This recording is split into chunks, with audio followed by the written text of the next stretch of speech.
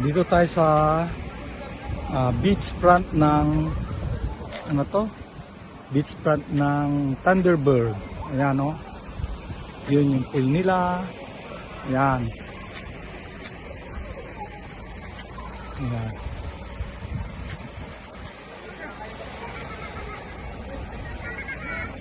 Ayan, nabibigyan ko kayo ng 360 degrees. Ayan, ayan yung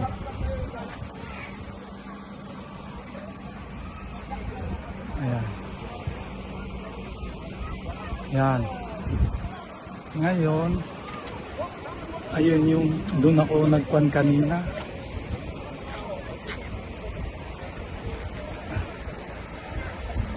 Doon ng coffee shop tsaka restaurant. Yan, dyan yung coffee shop tsaka restaurant.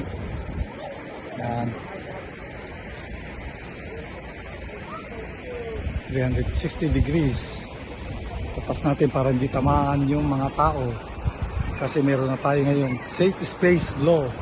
Yung pwede basta-basta kunan ng picture yung mga tao na hindi ka nagpapaalam. Tawag doon safe space law. Ewan ko anong penalty yun pag dinimanda ka.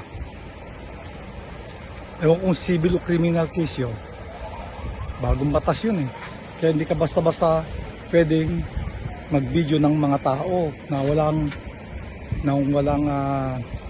paalam sa kanila. Tapos natin para sila makunan.